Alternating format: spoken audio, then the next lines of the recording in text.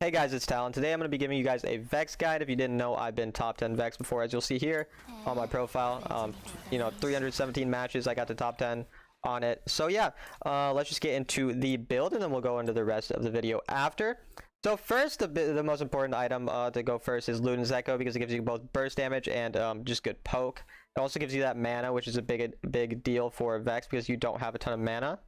After that, I'll typically go for Prophet's Pendant, which is a component of Infinity Orb, because it will give me that early magic penetration to just deal a ton of burst damage, and I can also often get this before the first dragon if I end up doing well in lane. After this, I'll go for Death Cap. Death Cap, obviously, just going to make your damage way higher, and you're all about just burst damage, one-shotting people on Vex, so it's very good for that. Ionian boots are usually the best types of boots to go for. You could go for Mercury Treads or Plated Steel Caps into Mercury Treads into CC or MR, and Plated Steel Caps into a lot of auto attackers, but Ionian boots are usually going to be what you want to go to. Then you'll finish the Infinity Orb, which the Prophet's Pendant will help you out with finishing faster. And then you go Void Staff after that for anyone with a lot of MR. If they have a lot of magic resist earlier on, you could switch Infinity Orb and Void Staff and go Void Staff earlier on. And then the last item is the only real situational item. So I will go Banshee's Veil if they have a lot of magic damage or if they have abilities that I want to avoid. That's my favorite to typically go. I'll go Crystalline Reflector if they have a lot of attack damage and I need that armor to survive a bit longer. I'll go Morellos if I need a little bit of anti-healings to stop, say like an Aatrox or a Soraka or someone from healing up a ton. And then the last two situational items that are pretty good, if you don't actually need any specific stats, are Awakened Soul Stealer and Cosmic Drive. And this is because of the ability haze they give you. It can be very valuable for just getting more ability rotations off in general. So yeah, that's about it for the build. And now let's get into the rest of the video. Okay, so I actually forgot, guys. I forgot to talk about the runes and spells, so I'll do that real quick. My bad.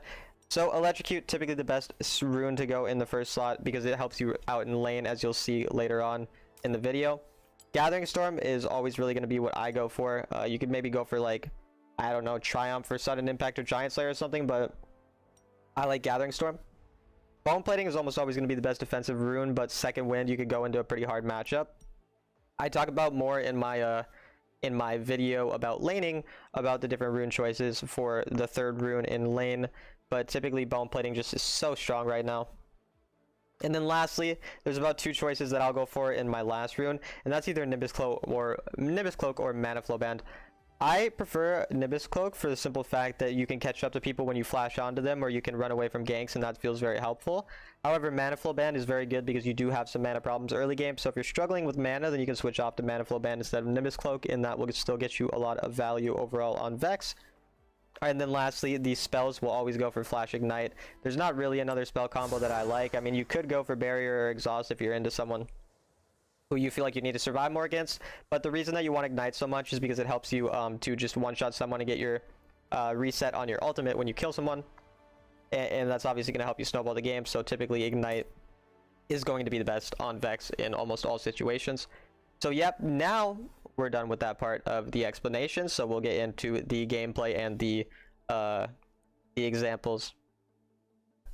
So first we're going to talk about his passive, which is this little orange bar under my mana, and basically what this does is it makes any of my 3 abilities fear people. Once you use the fear, it takes about 20 seconds to charge back up, and you can charge that up quicker by using the other passive called Gloom. Gloom comes whenever someone dashes or whenever you use your third ability on someone. It will apply a little eye above their head, as you can see here, and if you auto attack it, then you will deal bonus damage, and you will also get 25% of your fear back. This is very useful for obviously trading in lane. You can like fear someone and then you can auto attack them and you'll get closer to your next fear, stuff like that. Very useful for him. Now getting into the abilities, his first ability is just simply a cone of damage that has a long range and just goes out. It's like wider at the earlier parts, and then later on it kind of spreads out.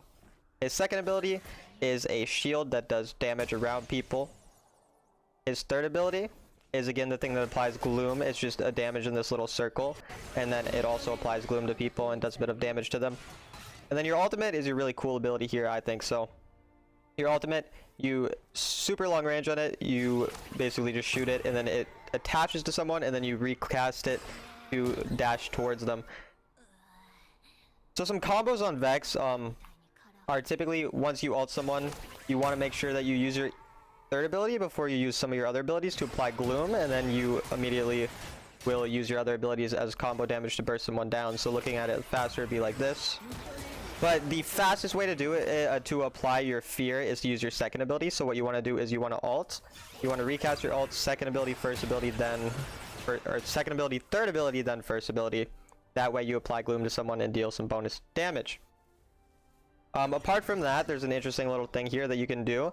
If you are close enough, you could technically get your entire fear back from one Gloom. So if you do... just see here, I'm going to hit all 4 of them, and then I'm going to immediately get my fear back. So you can use this to get 2 fears off. It isn't really very common because you need 4 people to be stacked up by each other, but it is something that's possible. So now that we've gone over the basic abilities and passives of Vex, let's go into some more gameplay examples.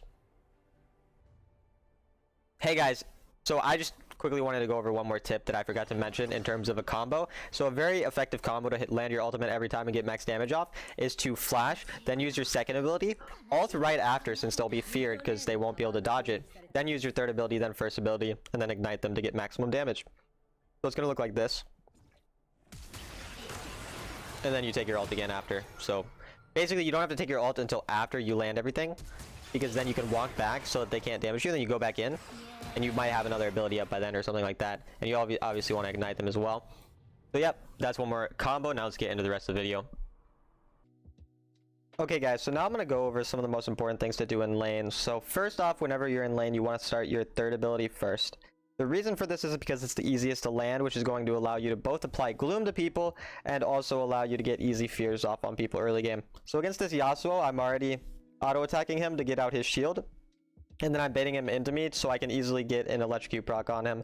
Playing around Electrocute is very important in lane. Electrocute is an extremely overpowered rune right now in lane, so using it is very easy with Vex because all you have to do is simply fear someone with your third ability, and after that you can either follow up with your first ability and then auto attack, or you can just auto attack a couple times if you're only level 1. So now here, when you're against an assassin, what you want to go is your second ability next, because if they go on top of you, you can easily shield, and they're just never going to be able to trade with you. Like you see here, I have my shield, he can't trade with me, and he walks into me and just dies instantly. After that, now if you're into a harder matchup, you want to go first ability, and we'll talk about that more later, but yeah.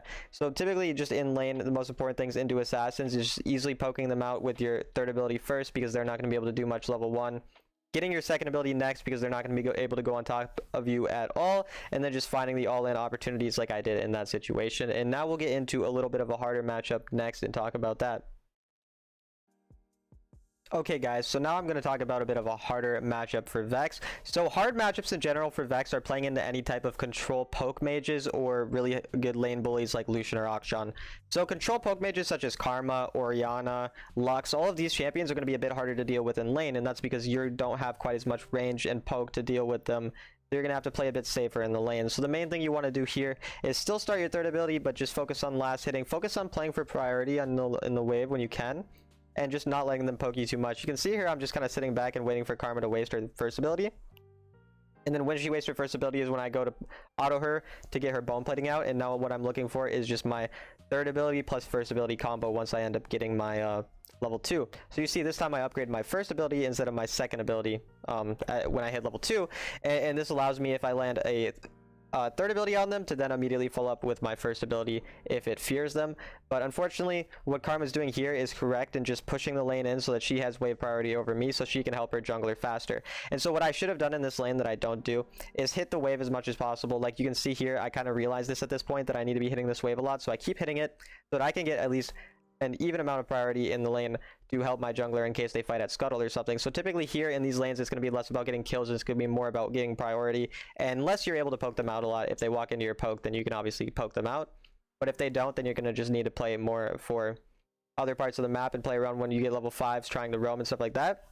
And so you can see here Karma roams very early, so I try to match her roam. And the only reason I can match her roam is because I ended up matching the wave priority, so I'm not going to be too far behind her on the roam. And that's going to allow me to end up going here and still get a double kill in the lane, even though obviously Karma was able to do some work there and get there before me, and that was due to my mistake of not getting the lane priority earlier. But because I was at least matching it to an extent, I was able to end up rotating and getting a couple of kills there. And then also another important thing is playing for ganks in this lane. And the reason for that is because, again, you don't really have enough kill potential to punish her unless you get a lot of poke on her, which she typically won't get poked because of her range advantage on you. So waiting instead for ganks and just, again, playing pretty safely is usually good. You see here, I go to poke her out and I bait her into a gank because my Nunu's coming, and then we end up just getting an easy kill here. So mostly playing around, keeping an even wave priority when you can against poke mages like this, and then waiting for ganks and trying to do well in that sense as well. So yep, that's how you play into a bit of harder matchups. Now let's get into the other examples. Alright guys, so now I want to talk about team fighting on Vex. And Vex's ultimate usage is what's most important in team fighting. And what you want to do is you either want to wait for them to walk through a certain corridor or wait for your team to CC them before you ult. Otherwise, it's going to be a lot harder to land the ult. You also want to try to do it out of vision so that they can't see you, because it's a rather slow ultimate and easy to dodge. You can see here they're all grouping up in a corridor, and I end up hitting the Samira, but I'm very patient. I don't go in until I know they're all grouped together, because then I can get much more value out of my fear. So very important to wait for them to go into those certain areas, and then also to be patient and wait to go in until you see an opportunity where you can get a lot of value without them killing you. So you want to make sure they kind of waste their CC and their stuff like that before you end up going in, or else you're just going to end up getting blown up very easily in team fights. So now here we're just going to be going on to the Fiora here, and once you have your ultimate out, you more just want to become a poke champion. So here you can see I'm just kind of baiting him in and just poking him now down. That's what you have to do later on in the fights after you've ended up using your full combo, if you do end up getting out and being useful later on. And you can see my ultimate is already almost back up in the late game, which is very awesome for the team fighting on Vex. But then yeah, we end up just winning this team fight. So yeah, patience and making sure that you hit your ultimate by using the things like either your team CCing them or them going into choke points and stuff like that is the most important on Vex in team fights. Okay, that's going to be it for the video, guys. So again, this video was more just focused on the overview of Vex. It wasn't necessarily going over any super complicated stuff with Vex, so I hope you guys did enjoy. I'm sorry about the lower quality of this video. I didn't have a ton of time this weekend, but I still wanted to get a video out to you guys, so I thought I'd just give you some information on Vex, how he works, and how to play him a bit. So yeah, I'll see you guys later. Thank you very much for watching.